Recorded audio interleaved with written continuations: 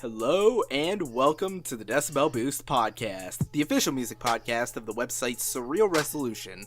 I'm your host, Robert, the world's leading expert in memes about swag. And with me, I have... I'm Alex, and I got a new phone. And... I'm Mark, and... Okay, you know what? Who the fuck... I blame y'all for doing this Tide Pods bullshit. Who the fuck eats those damn things? This is why I tell you memes are bad, because it leads to bad things happening, and possibly poisonous things happening. We went from fucking Tide Pods to eating them now.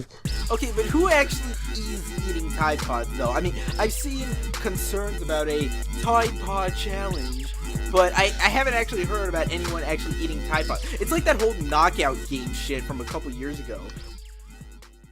As far as I know, it's all just a hoax, and it turned into a meme, and people believed it, and now we have rampant idiocy going on. More so than usual. And now I think they're now boxing every Tide Pods and every retail store so they won't let no dumbasses eat them. Like, I mean, Tide Pods is a shit meme anyway. And see, this is why all of you memers out there need to listen to me. I'm the expert on what memes are good and what memes are bad. Uganda Knuckles and Tide Pods are shit. Somebody touch my spaghetti is a good meme. Yeah. And for the record, for the two people who actually are doing it, because people aren't that stupid, y'all are lazy. Freebase it with the actual liquid. You know, if you want to be super meme about it. Yes, I am encouraging people to commit poison. Yes, I am. Nah, that's not gonna work. You gotta inject that shit into the tip of your dick. Ew. No. Go hard or go home, motherfucker. I've got people still do that shit, which is kind of painful. Yes, it is. But hey, could it be any worse than when you have to get the needle injected because the Viagra lasted longer than 4 hours? Uh, I remember when that was a joke in a bad Chris Rock movie. Was that Chris Rock? I don't fucking care. I think it was. Alright, so, how have things been going for y'all since the past week? Well, as I mentioned before, I got a new phone because my other one got a gigantic crack in it, and so I figured, you know what? I got a really good check. I'm going to pay some bills to get a new phone, which I did, and it was pretty painless. Nice. And on top of that, I've been a little sick, as in I've had chest pains, throat pain, coughing up a lung or two. Not fun. I had to put off doing the latest podcast ONA. It was supposed to be the return last weekend, but, well, that just didn't happen, unfortunately. Well, at least it's coming up this weekend. Yeah, barring any unforeseen circumstances. Knock on wood. What about you, Mark? Well, let's see. I caught up with my writing shit, and coming up this week, it might snow again. Again? Yeah. Again, for a bit, but tomorrow, Tuesday. At this time, I know Wednesday. What this goes up? Tuesday, it's gonna snow again. Well, now that sounds like the opposite of fun. Yes, it does. Oh boy. Anyway, as for me, well, not much really. I mean, mostly minor stuff. I finally got around to buying and playing Sonic Mania, which is pretty fun. The Chaos Emerald stages can be kind of tough at times. It took a while to actually get all 7, but I did, and then I beat Eggman with the Chaos Emeralds and everything. Whatever the fuck those other robot things were. What else? Mostly just listening to music, catching up on some TV, and watch whatever animes have been new this season. And that's really about it. I don't have anything else much to add to that. Kind of a boring week, really. Yeah, we all live very dull lives because it's the middle of January and there's nothing to do. And we're bored easily. Maybe things will pick up in February.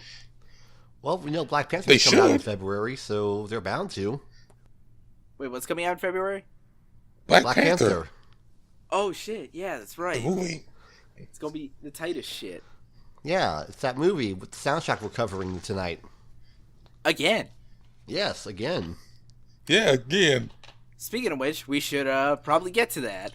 So now is about the time where we get into the new song discussion. And as always, there will be a link to a playlist down in the description so you can follow along, listen, and then come back and hear our opinions. And trash us if you disagree with our opinions for some reason.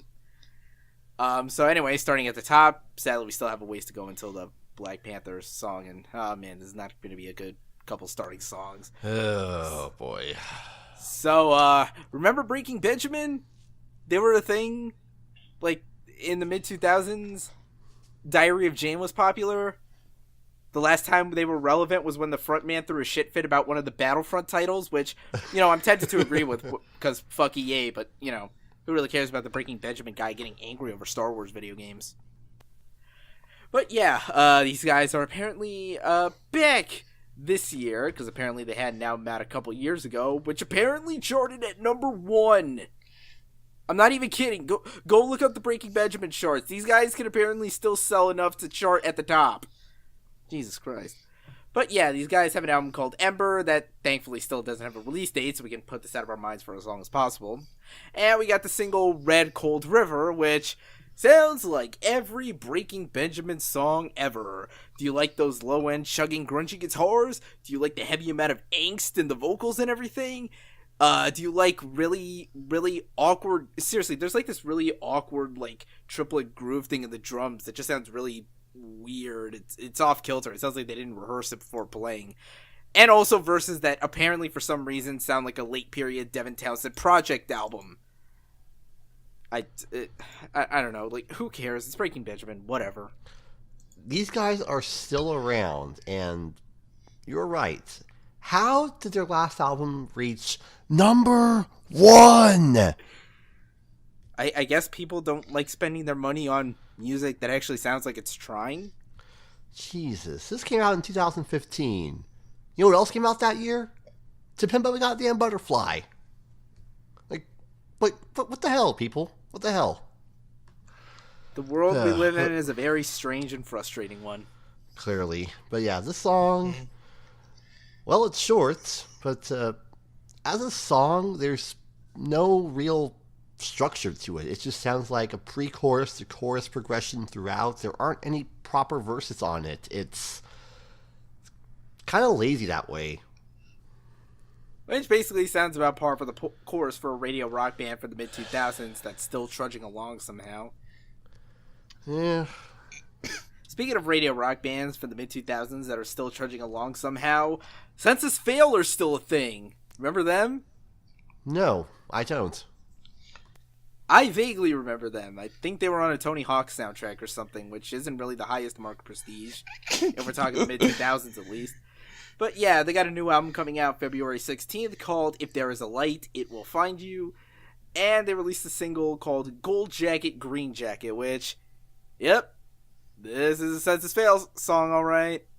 You know, it's all very nice sounding with, you know, the fast driving instrumentation. You don't really notice it all that much. It just kind of goes through you. It's lyrics about, you know, being a broke-ass millennial who doesn't want to blow cash on all kinds of dumb material things. You know, well-meaning, I suppose, but again, it just kind of flows through you like a fiber supplement.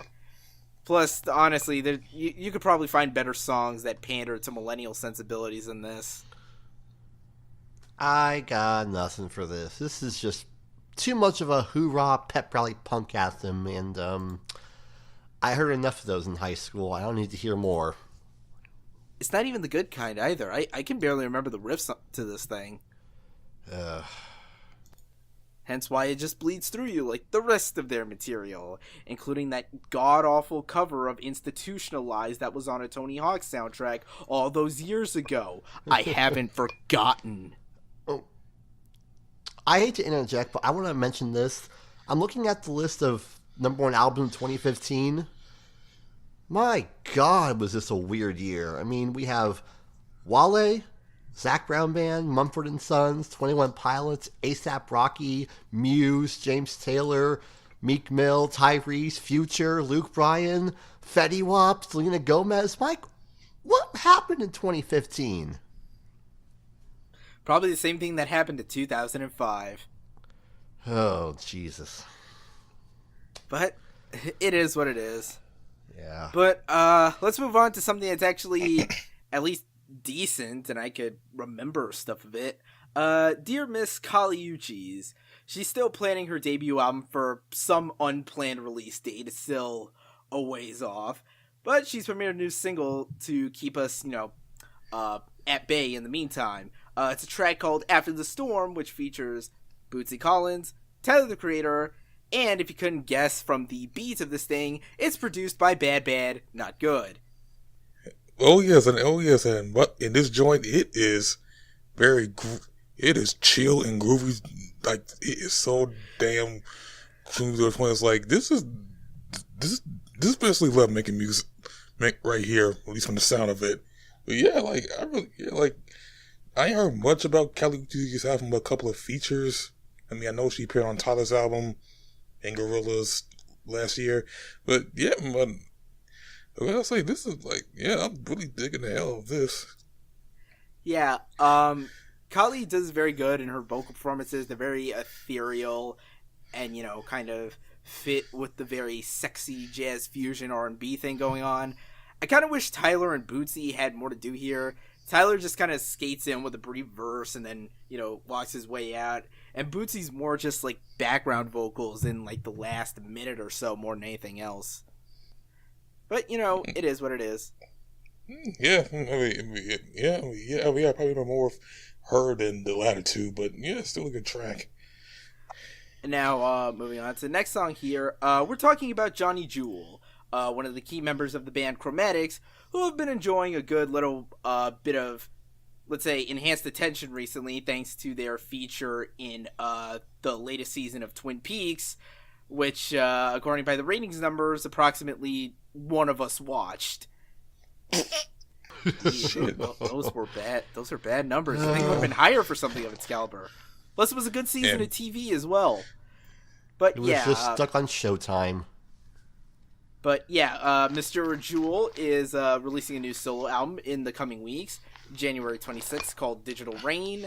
And we have a new song from it, the title track. Now, this is mainly just like an instrumental thing, almost more written like a soundtrack piece than anything else. You have like these droning synth chords, a lot of the spacey, bleepy, bloopity keys or whatever. And that's just kind of how like it flows throughout the entire thing. It just kind of like washes over you and puts you in a mood as the melodies kind of vary up every now and then while still sounding like, bleeping and blooping. It's a good chill out piece. I like it.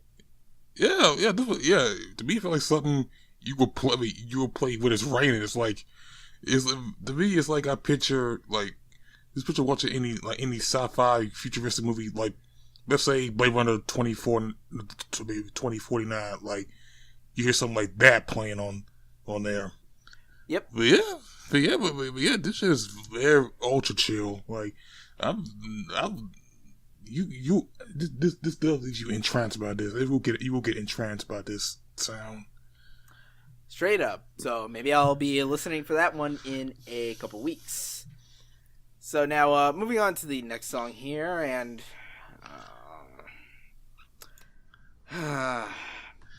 it's the one Jack I don't like. So Mr. Jack White, he's coming out with a new album, if I recall correctly, March 23rd. I believe that's the release date. I kind of saw some bit of conflicting information. The follow-up to his 2014 solo album, this one called Boarding House Reach, and he's released two new singles, Connected by Love and Respect Commander. I need to ask a question here, and I'm not trying to joke around here. I'm really looking for the answer. What the hell is this guy's appeal? Because I gotta be honest, I was never a fan of the White Stripes. And if we're judging by these two songs here, Yeah, I really want to know why people like this guy so much. 20-something Americana, I guess? I don't know. But like The Seven Nation Army, I think. But like these songs, like if they are Americana, they suck at them. Because okay, let's start with "Connected by Love."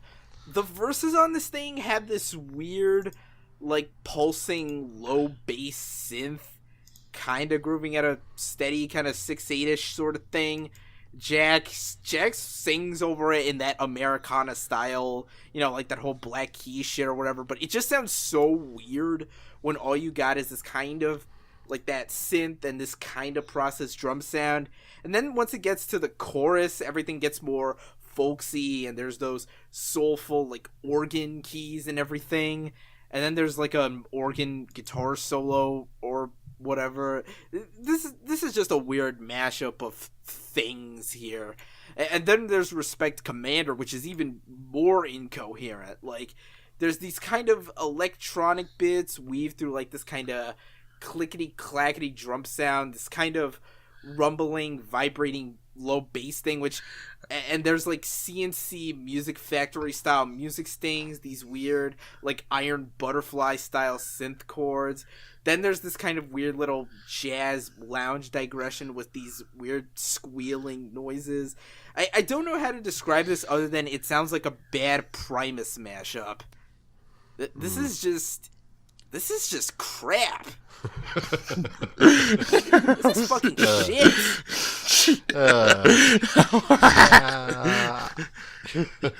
I'm imagining Stevie T right now. This song is crap. But yeah, I got nothing to add to this. It's a fine blend of rock and blues and electronic for what it is. I just don't feel anything about it. It's just sort of there,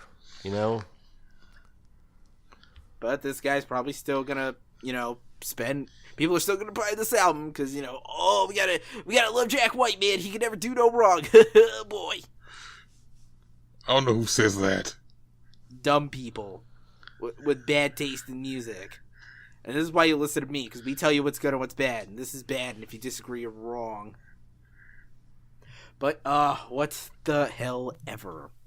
Anyway, moving on to this next one. So, last week when we were catching up with Dulcim singles, we mentioned rapper Your Old Droog, who dropped a pretty interesting track, and lo and behold, he dropped a new one this past week or so, featuring rapper Conway, who's been popping up on a whole bunch of festival lineups alongside Mr. Westside Gunn. With this track called Concrete Fours, and, I don't got much to say other than it's a pretty cool song. Beat's kind of dope, kind of like 70s kung fu type of music. The flow is dope. Just not bad all around. All I gotta say is this is some dope shit. I like the beat of this shit. I like you still talking shit. and those are the words from Conway too. I ain't got much to say except that this shit is pretty dope. Okay, I have a confession to make. We kind of skipped over that one a little fast because now we get to talk about the Black Panther song. Take it away, Mark. Oh, okay. I know that last week, we was a bit mixed on the first song, All the Stars, which, I think, Rob, you said you find it kind of boring, I think yes, you said. It was. And I thought it was okay, even though I think it should be marked as a sister song, but hey, we got another song out. And at first I thought it'd be the Vince Staples Kendrick one, but no, that wasn't it. It's one from another TDE person, J-Rock. And not only that, there's also a song that's featured on this upcoming album coming soon, which, okay, it's good to hear that. Song's called King's Dead. And this features Kendrick Lamar, James Blake, and oh no. I can hear the flutes. I can hear the flutes right now, boy. It features Future. Percocet. Okay. Oh, Percocet. Okay, damn. Yeah. Anyway. Okay. I'm gonna admit, when I saw it, I was like, oh shit. This was like, okay. Okay, I like J-Rock's part. I thought he was doing good on the track. Kendrick's hook and the second half of the song, Kendrick killed it. Oh yeah, man, but that's the most fire beat switch up since Yeah. DNA, man. Speaking of DNA, this also produced by Michael Made as well. Huh, interesting. Will co-produce. But yes, I will say this got some good in it. But oh boy, Future's part. Oh damn it! It's so. Do you know what it sounds like? It sounds like he's in the studio. He's recording this line. Let's say either Rob came to the studio and punched him in the nuts, and that's how he went. Slap on me knob. Oh God. Yeah, that shit. Oh, Actually, why? as much as I like the imagery of that, it almost like I heard that flow. It sounds more like you know the cutesy high pitched voice that you see people make when someone brings in a very good dog. Like, oh my Yeah. God, you good dog. Oh, you're a good boy. So, Oh, you're a saw a good boy. dog. It's So- Future doing that basically. Okay. Nobody wanted Like- to need to hear that. Come on. Well, that one part got away. Oh, what the fuck? Like, okay, like I said, like, I dig J-Rock's part, I dig Kendrick's part, which he did bring more, this is more of a bombastic, he be more bombastic than the last track, especially the latter half, where he said, I am King Killmonger! But yeah, like, aside from that god-awful Future verse, I'm digging the song. Like there's more part I like than I hate. I will say, I'm really hoping that other song from Kendrick and Misstables comes sooner or later, or at least me see a track list, because I want to see a track list. I want to know who's in that. I want to know if we see more TDE people in there. I want to see, at least, or some other features from either. Any good ones. I'm just No Future. No more Future. that too. But yeah, pretty much on the same beat as this one. This is more what I wanted out of a Black Panther soundtrack produced by Kendrick Lamar. Beats low key, but it's intense as hell. J-Rock's flow is a little repetitive, but it's still, got some fire to it. Kendrick, back half fucking kills it. Future sucks. The James Blake part is kind of an awkward transition between the first and second halves, but still, this one has got some bangerness to it. I second all of this. Kendrick is awesome on that last verse. Get Future out of there. He brings everything down. Indeed. But anyway, let's move on to covering the past week's entry in the still ongoing 2017 Adult Swim Singles program. This one coming from an electronic producer named Anna Meredith, who I believe is Irish? I want to say Italian? I'm not entirely sure. I apologize for the fact that I probably got that wrong. But yes, the producer has revealed a new song called Calion, which is... Okay, so the song is kind of a very ethereal, ambient kind of electronic piece. I mean, yeah, there's still kind of like a bit of a beat there, but for the most part, you're kind of listening to this soft 16th note sort of upward trilling arpeggiated synth melody with a couple with layers to it. Like there's the really soft part, and then there's kind of some layers that like kind of swell in volume. As you're kind of moving along with it, the actual rhythms kind of feel like they sort of bleed in and out of each other, sometimes between like 4/4 and kind of a 6/8 groove with these drawn out synths. It's really, I think, interestingly composed just because of how the melodies kind of work their ways in and out of each other as the song progresses. I might have to listen to more of this Meredith person, if that is your real name. It's probably Kevin or Frank. I don't know. The Kevin? I don't know, maybe not. But yeah, this song is interesting enough. I will say it does. I will say I'm thinking this sounds like something you hear from Tron or some shit like that, or maybe like the loading music you hear in a video game, but at least in a more cyber type of shit, cyber crime type of shit. But yeah, I'm okay with this. Aw, yeah. But now, moving on to something that is tangentially Adult Swim related. So, this is coming from an act called Ed Schrader's Music Beat, who, if that name sounds familiar, his music has been featured in a couple of those off-the-air specials that air at, 3 or 4 in the morning every now and then. So, he's releasing a new album on March 2nd called Riddles, and this album is actually, interestingly enough, produced by Dan Deacon, a Baltimore-based electronic music artist who has also assisted with a whole bunch of, those off-the-air specials, including having his own, special completely named after him and featuring all his music and shit. So, we have the first single from this album, Dunce, and most of what I'm used to from these guys is a little bit more, shall we say, sort of fast-driving and energetic, sort of in the vein of Mets. This one, it's more of I almost want to say there's a bit of a noir tinge to it. It's got this steady, driving bass line, these kind of scratchy guitar parts that are kind of, weaving their way in and out of the mix. Ed Schrader's actual performance has this very commanding presence. He sounds like what I imagine a young Leonard Cohen sounds like. That super deep voice kind of vein, or Iggy Pop or something. It's really commanding, and it kind of sounds badass.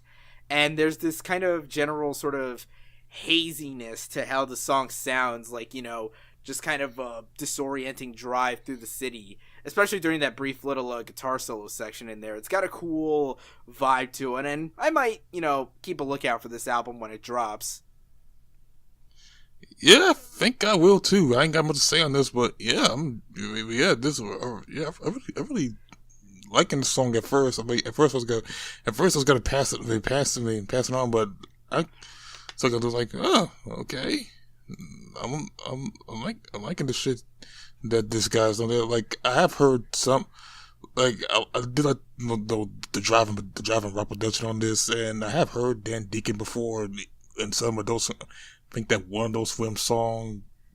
Yeah, I think it was on the 2013 singles. Okay, yeah, that one, yeah. This sounds something that's up my alley. Yeah. Nice. But now, let's crank the hype train into full gear as we get into the last song of the week, and the biggest song of the week. Oh boy, it's gonna be a good one. Everybody, clap your hands together. Let's make way. Let's welcome back our messiah, the king of partying, Andrew WK! Yes, the man himself is coming back March 2nd with his first new album in 9 years, You're Not Alone.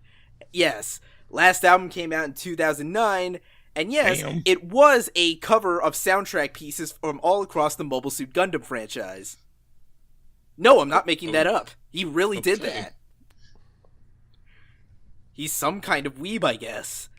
But yes, now that we have the official date of the album, and we have the first proper single, we can get hyped for this shit proper. It's called Music is Worth Living For.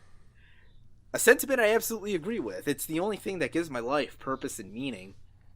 As does the just psyched out on life, hype-inducing awesome of this song. Andrew WK is corny as hell.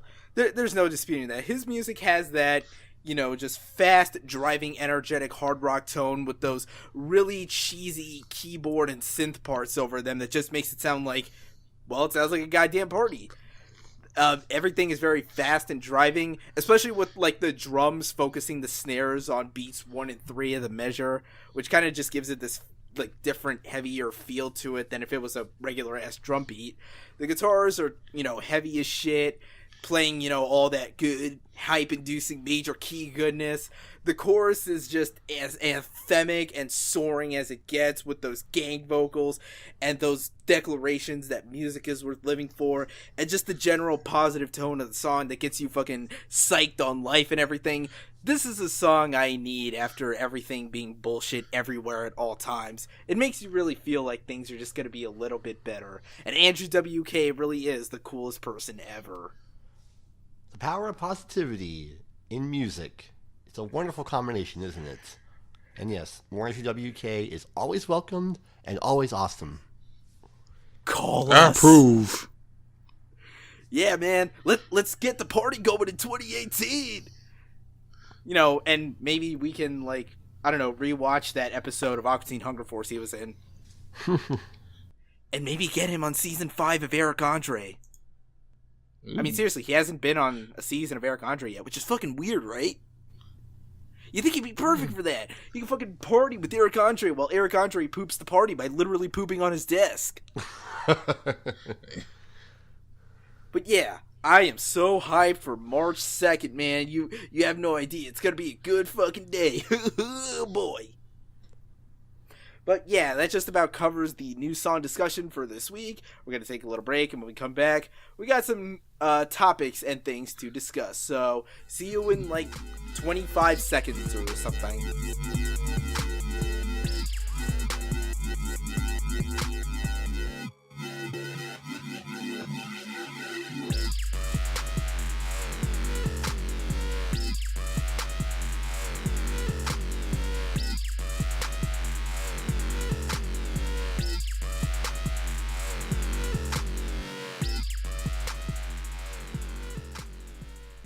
And we are back. So we have 4 topics to discuss here.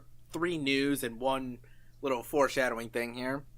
First one of these. Let's go back to Adult Swim for a moment. Adult Swim, being as strange and eclectic a channel as they are, didn't have interesting ways of promoting their various brands. You know, putting aside the controversies they get into sometimes with certain things.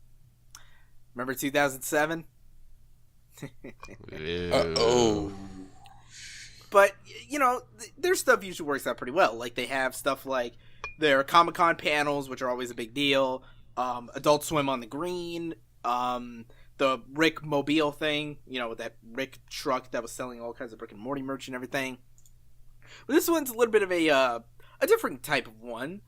So apparently, Adult Swim Presents is sponsoring a tour, a music tour, to promote the upcoming season of Mr. Pickles, whenever the hell that drops. That fucking show. And this tour is co-headlined by Exodus and Municipal Waste. One of the all-time big crossover thrash bands, and of course, the band that's often considered the unofficial 5th member of the Big Four in certain thrash circles. Mm-hmm. Well, they were a pretty sizable part of the whole Bay Area thrash scene, and, you know, Kirk Hammett was a part of Exodus for a while. Yes, I am aware of these things. So, yeah, this is a weird one, ain't it? In fact, the proper name here is Adult Swim Presents Mr. Pickles Thrashtacular. It's only about like 13 dates. It starts February 22nd in Seattle, Washington, and then naturally ends March 10th in, where else, The Masquerade in Atlanta. Come to think of it, I gotta see if I'm on spring break by then. Or if I can get some time off. That would be fun.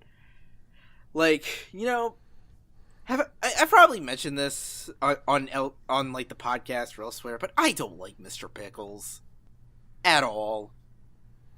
And like to see like that name attached to a pretty good looking tour like this, it's like, why? Because they have to promote one way or the other. But I mean, it's not like they haven't pulled together cool tour lineups. Like, I remember, like, back when Death Clock was legally allowed to be a thing, I'm pretty sure they had a tour with, like, I think it was, like, Mastodon, Converge, and High on Fire alongside Death Clock. And I gotta tell you, if I was able to go to that concert back then, that would have been the most hype shit. That would have been the most hype shit ever since Rock Lee dropped the weights. Yeah. But with this, I mean, what else are they going to tie it all together with? I mean, what other show could they tie a tour with Exodus and Municipal Waste together with? Hot Streets, duh. Well, give it time. I'm sure there'll be a Hot Streets tour in maybe like 2 years. Maybe. And maybe Steve Yerko will be a part of it. Oh boy. But yeah, so if you're in any of these cities and you want to see a tour and sponsor of one of the worst comedies to come out this decade, there you go. But moving on to the next news topic here, and this one concerns a musical property and a television show that I am a much, much bigger fan of. in the fact that I'm a fan of this period. Obviously, it counts for something. So, I'm sure people of a certain age might remember a show on HBO from the late 2000s, Flight of the Conchords. Why, yes. One of the best things that the network ever aired. The first season, at least. The second season was okay. But yeah, that first season of Conchords was just some classic fucking 2000s comedy TV. And, you know, they've been actually back on the touring scene recently. They've been playing shows and whatnot. But according to recent news articles, they have officially confirmed that they are planning to release a new HBO special this upcoming May. Unfortunately, it's not going to be like a scripted thing, like in the universe of the show. It's just going to be like a taping of one of their shows in the United Kingdom during like the upcoming spring season. During their Flight of the Conchords Sing Flight of the Conchords tour. An appropriately janky name for a tour. But interestingly, this special will include not just, you know, past classic songs like Hip Hopopotamus and It's Business Time, but apparently will also feature original music as well. So we get to hear the first new music from Flight of the Conchords since about 2009, basically. Which, will this lead to, like, a new album? Or possibly, like, a third season? Or something, please? I mean, y'all gotta think of something that has to replace Game of Thrones when that finally ends. But yeah, I'm very much looking forward to watching this special. It's gonna be a grand old fun time. But first, you gotta brush your teeth. That's part of the foreplay. It's very important. And then you go sort the recycling, which isn't part of the foreplay, but it's still important. That's I'm telling you, man, I'm hyped for this. This shit's gonna be fucking funny as shit. But moving on from that to the last proper news topic here. Yet another festival announcement. The ever so confusingly baffling newest iteration of the Bonnaroo Music and Arts Festival, taking place June 7th to the 10th in Manchester, Tennessee. And you'll never guess who the headliner is. Yeah, guess. I don't know. I actually haven't seen the poster yet. I just linked the thing here, so might as well actually click and see who's actually headlined this. Of course, it's fucking Eminem. Fucking Slim Shady. Yep. Why? But because when you have whatever. a number one album, so he's the first build act everything. all the way at the top of the roster. Let's just go through who else is here. So, alongside Mr. Shady, there's The Killers, Muse, Future, Bass Nectar, Sturgill Simpson. That's an interesting one. Okay. Apparently 2 unique sets from Mr. Bon Iver. There's also Khalid, Paramore, Cascade, Alt J, that one singer who's in all the Google phone commercials. Dua Lipa, that's the punchline to that joke. Whatever, moving on. Sheryl Crow, she's still around? Yeah, somehow. Yes. Anderson .Paak and the Free Nationals. Right.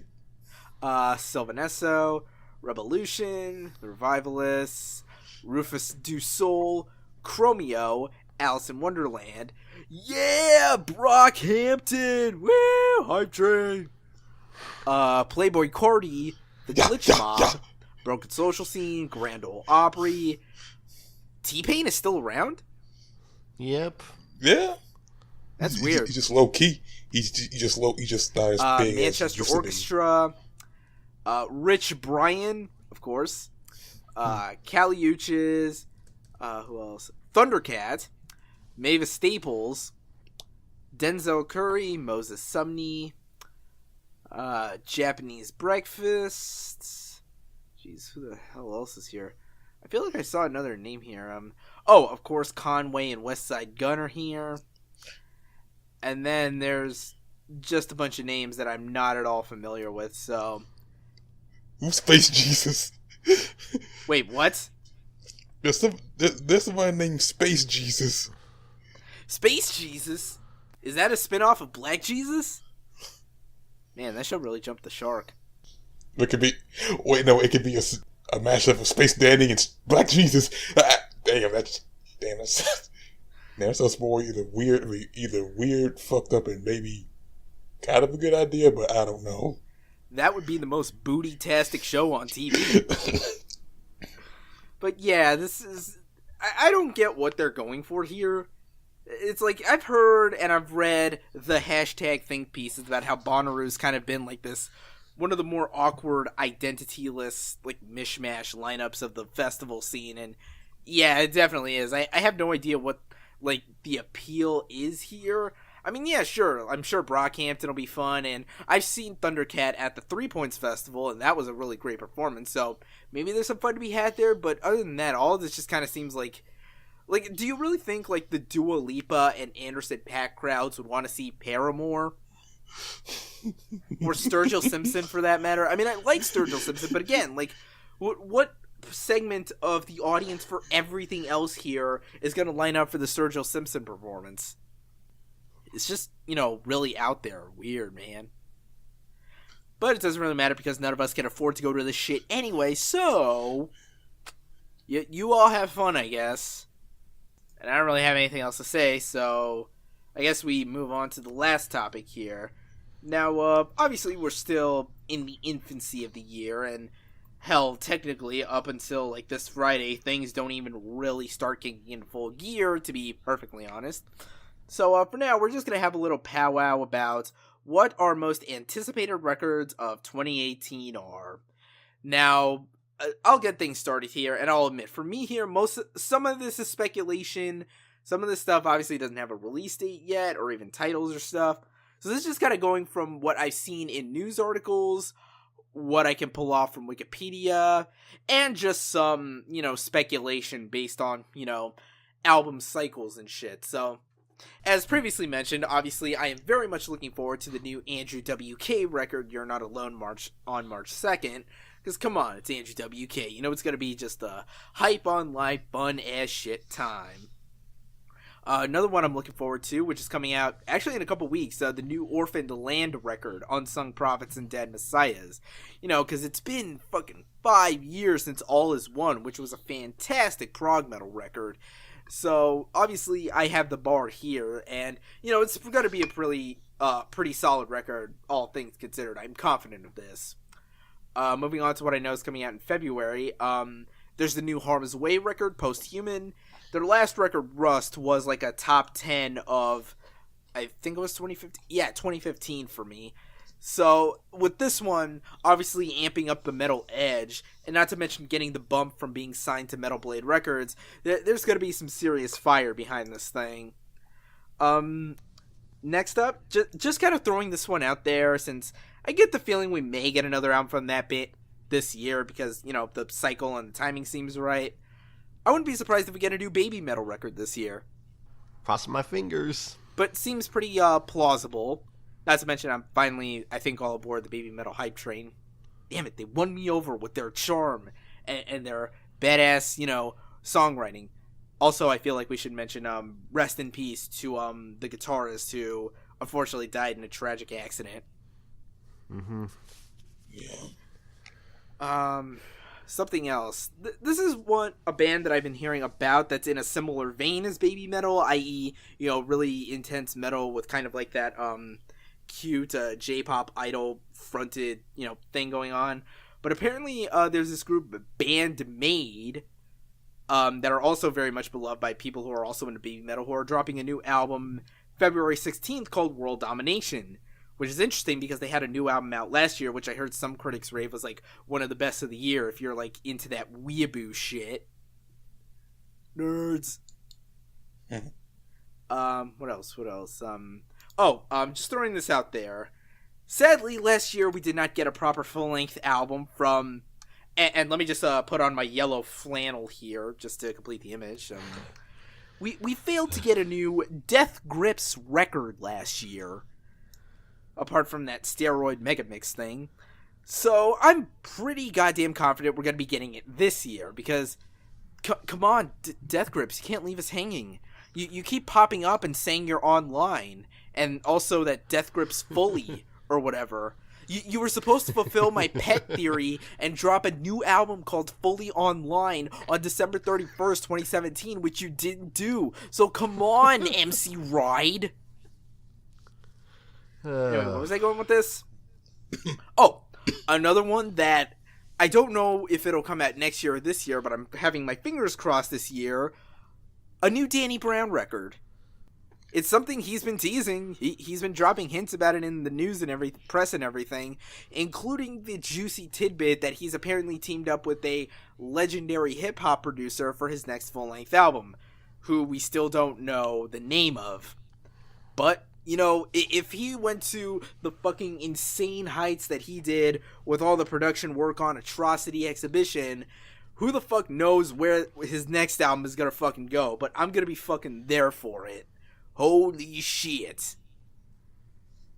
Another one I got up here, now that I'm able to, you know, have them in my head so I can properly, sort of anticipate whatever their next releases are, of course, the best boy band since One Direction, Brockhampton, who, when they put out Saturation 3, that same week, they announced that they were already prepping their fourth full-length album titled Team Effort for some point in 2018.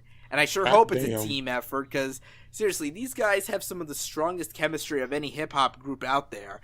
So, if they recorded, like, all that shit in, like, the span of basically about 6 months, seriously, 3 full-length albums in 6 months, who knows what they'll do once they have a little bit more breathing room to actually flesh things out more. This is probably going to be another fucking just, you know, banger album right there. Couple other ones here. At the Gates, you know, Swedish melodic death metal legends. They came back very strong in 2014 with their big comeback record, At War with Reality, which was fan-fucking-tastic, I assure you. And they were in the studio, I believe, this past, I want to say during the winter break and everything, recording a new record. So by this point, they should be pretty much, like, you know, close to done, or I think they might actually already be done. So we just have to wait for all the, you know, information from the title, release date, singles, all that shit. And speaking of Hype Train, Pig Destroyer have also been busy in the studio, and it's been 6 goddamn years since the fantastic 2012 release Book Burner, one of just the best grindcore records of the decade. So who knows how the hell they're gonna top themselves with a new record, but I'm telling you, I'm gonna be there for it. It's gonna be legit as hell, and it's just, I need it, man. I need more Pig Destroyer. I also need Pig Destroyer music to be featured in unconventional adult sitcoms. Isn't that right, workaholics? Anyway, also, Behemoth, I believe they might be planning a new record sometime this year. Which would make sense. It's been a while since The Satanist came out. I think that might have been a 2015 record, if I recall correctly. But yeah, I know at the very least they're having a live album come out this year, but I think they're in a position where they could, you know, drop a new full-length proper. Also, speaking of, you know, predictable album cycles, I think we're just about due for a new Between the Buried and Me record. Yes. Their entire life cycle is basically just on that constant grind, you know, record a new album, go on tour, take a little break, go on a 10-year anniversary tour for some classic album of theirs, then at some point, you know, writing and recording the next album, rinse and repeat. So I think we're just about since the Colors tour recently passed, which I was broke as shit and couldn't afford to go to. Damn it. We're just about due for a new record, and, you know, given the weird proggier, almost Yes and Queen-like directions they've sort of been going on with Coma Ecliptic, who knows where this new one will go, but it's sure to be a hype time. And, of course, speaking of album cycles, last on the list here is, of course, hopefully we're getting new stuff from Devin Townsend. I mean, hell, he said he was working on, like, 4 new Devin Townsend project albums, which is kind of funny to me, considering that the whole conceit of the project originally was for, like, just those first 4 albums and nothing else beyond that, but he kind of kept going afterwards. So I'm curious as to what the hell these next 4 albums are going to bring to the table. Is it going to be super insane, like Deconstruction? Is it going to be more of, like, the ethereal gospel hard rock that the past few albums have been in? Will it involve that $10 million symphony about dicks? I hope so. Either way, I'm gonna be fucking just hype as hell for it. It's gonna be a good time, man. Holy shit! Man, I really gotta figure out a better way to, project enthusiasm. But, that's about it for me. Any of y'all got anything else? Anything to add? Yeah. Along with, waiting for that new Between the Buried and Me album and whatever Devin Townsend has up his sleeve. Goes without saying, A Perfect Circle and Tool. When is that going to happen? Well, here's the thing. I think A Perfect Circle is happening for sure, just for the reason that we've heard 2 songs from it already. Still haven't heard anything from the new Tool album, even though the new interviews keep insisting that it'll be out in 2018 for sure, so says the drummer. But you can't trust drummers for anything. They don't even know how to count to 4. Damn. Yeah, that is true. Wait a minute. But...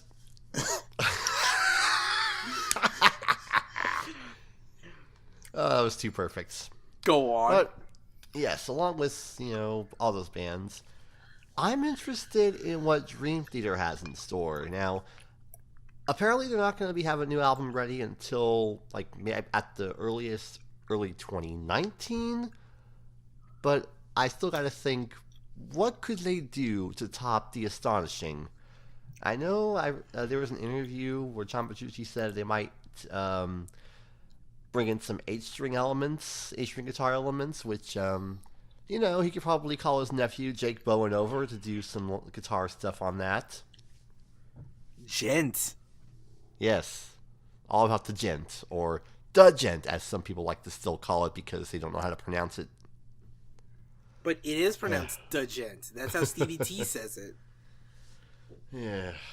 But along with that, I've heard some rumblings that Dream Theater's vocalist James LaBrie might have a new solo album in the works, which would be his first one in 4 years with his solo band. I'm interested in that because I like their styles of extreme metal with electronic. It just seems to work in execution, especially on their last album.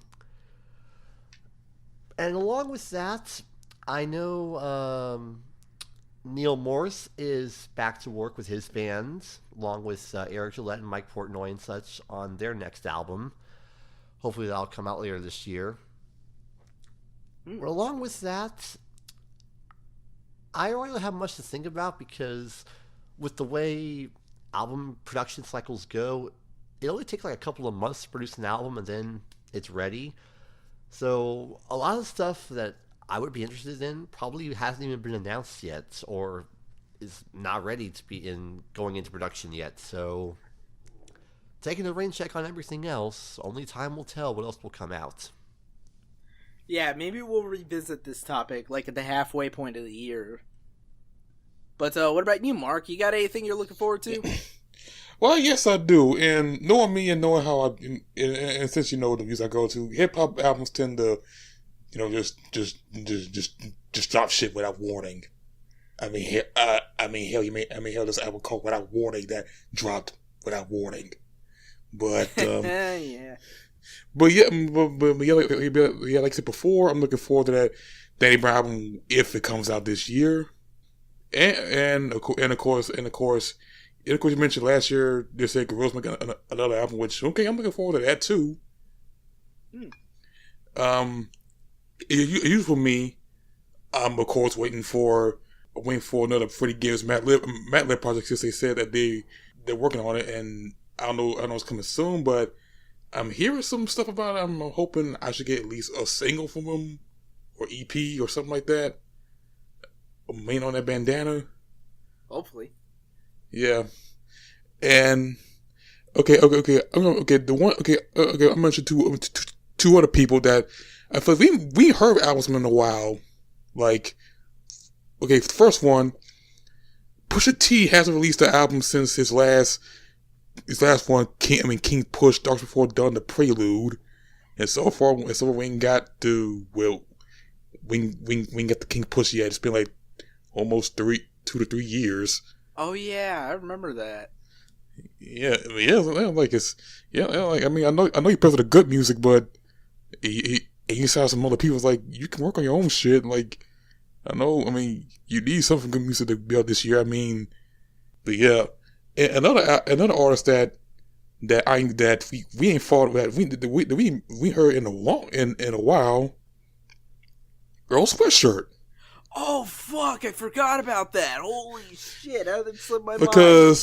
Because like the last thing we heard him was 2016 when he released he released like a couple of tracks like he released Adult Swim single which I liked, and he appeared on he appeared on Church Exhibition as well. But we ain't heard from him in a while. Like I know we heard he's working on the third album. I know it'll be released this year. I'm thinking it will. I don't know. I just hope something from we hear something from him. Well, it's like you said, with hip hop, there's usually a pretty quick turnaround on these things. Yeah. Unless it involves MF Doom, in which case he keeps you waiting until the end of time. Oh yeah. Yeah. Speaking of I'm gonna get the Doom Starks joke out the way. Where's it at? And speaking of Ghostface, I think it's okay. So I hope usually he usually be pumping out some shit, but like I'm hoping like this year he might. I heard he's doing a project coming soon. I don't know with who. It's a collaboration now with somebody else that's not MF Doom, but yeah, I've been looking forward to that. Oh, and of course stuff from TDE, like, okay, you got the Black Panther soundtrack, which I'm looking forward to.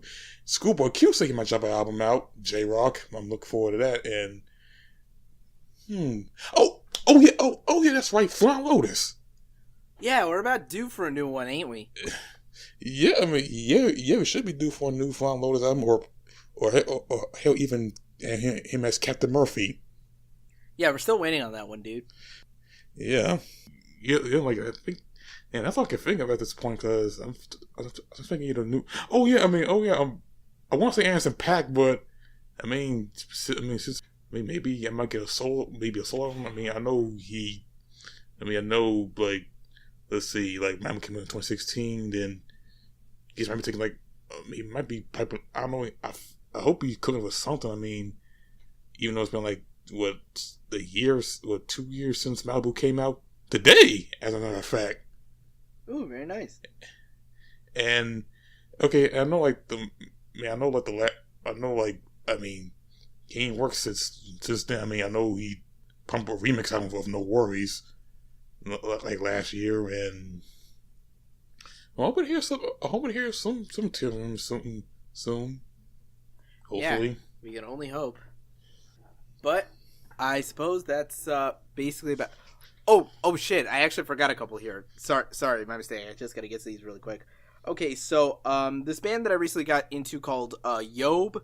I actually saw them live in high school when they opened for Tool back then. Speaking of which, they've been already in the recording stages for a new album. And the hype train has been going along pretty consistently. They're currently signed to Relapse, who actually remastered their last big record, 2014's "Clearing a Path to Ascend." So that could be pretty interesting. And I forgot to mention Dabrier. Oh shit! Forgot about him too. Yeah, it's like I thought about it as soon as you said Ghostface. I was like, shit, dude. Oh yeah, that one's coming out next month. Next month. Damn, I think about a month from now, almost exactly, if I recall correctly. Oh shit! Yeah, it is. The same frame time as Black Panther comes out. Oh shit! It's gonna be a good weekend, boy. Who tell you what? I'm gonna enjoy that weekend. That album, the Black Panther movie, and open the soundtrack. I hope it's good. I want to see that playlist. I want to see that track. But yeah, that's basically about it for our most anticipated records of the year. And like I said, we might revisit this once we get to the halfway point of the year and see what else we're looking forward to in the back 6 months. So anyway, let's move on to the last thing here, which is, of course, covering the new album releases for January 19th, 2018. And again, it's a bit of a slow week here, but there's some stuff here. So starting from the top, a new album from They Might Be Giants called I Like Fun. Wait. They're still a thing? Apparently so. Are they still around? I haven't thought about them since. How long ago was Malcolm in the Middle on TV? It went off the air in 2006. Damn. Yeah, that makes me feel old. Anyway, aside from that, we have the latest record from Of Mice and Men with Defy. Oh man, it's gonna be a chore to listen to. A new album from the indie art pop act Conchords with I Can Feel You Creep Into My Private Life. And, okay, so apparently I found this out last minute. So I thought there was going to be a new album from singer Kimbra called Primal Heart coming out this Friday, but apparently she had to delay that all the way to 4/20. Oh shit, well, damn. No, really, it's being delayed to April 20th. You can look this shit up. It's true. I'm not making this up. Unfortunately, that leaves the last album here, which is an album that was delayed from September to now, and sadly did not receive another delay. That is, of course, the latest sure-to-be disappointment from Fall Out Boy with Mania. Oh, great. Great. You said, great. So, basically, nothing to look for this week. I look for the camera, but now, like, oh, it's been delayed to April. Oh, shit. Yeah, it's gonna be a wait.